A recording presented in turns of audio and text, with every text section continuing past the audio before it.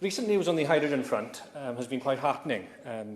We can just think of the pilot recently of the first hydrogen train, and I think we can all congratulate the scientists and the engineers behind that on quite an important stepping stone on our pathway, on our hydrogen pathway.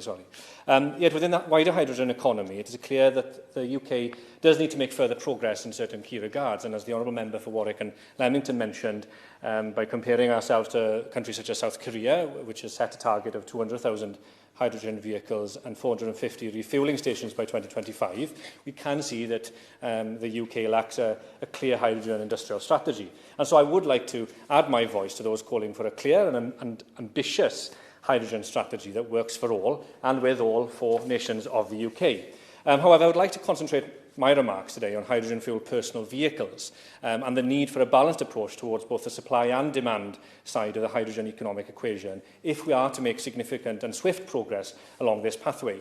And I would contend, in case the clock gets the better of me, that a local approach in this regard offers the best way forward. Now, Mr Betts, perhaps people will be surprised to learn that hydrogen, a fuel of the future, has a long association with Wales, a country that is perhaps best renowned world over for its coal deposits. Indeed, the first ever hydrogen fuel cell was developed in Swansea way back in 1842 by a lawyer-stroke physicist called Sir William Robert Grove. And perhaps I could cheekily suggest that when summing up, the Minister could be tempted to consider the idea of establishing a specific industrial strategy challenge fund on hydrogen fuel, perhaps named after Sir William Grove. But turning to the President, it's easy to see why it's sometimes suggested that hydrogen is an energy source that had Wales in mind at its very inception, an energy-rich nation with an abundance of water.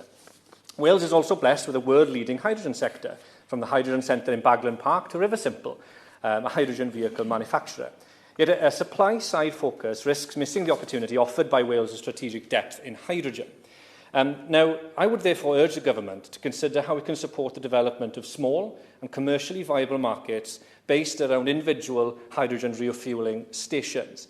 This could involve exploring different models, such as leasing personal and commercial hydrogen vehicles around individual stations, encouraging hydrogen vehicle use for shorter, more local journeys, and thereby stimulating manufacturing demand for those vehicles in the local area. It's an approach which could not only work for Wales, addressing our often hyper-local use of transport, but it could also allow for a more geographically distributed manufacturing and infrastructure base for the hydrogen economy. And on those notes, Mr Betts, I just want to say that we have a golden opportunity here to rebalance the way we fuel our economy and protect the environment. Let's not miss it.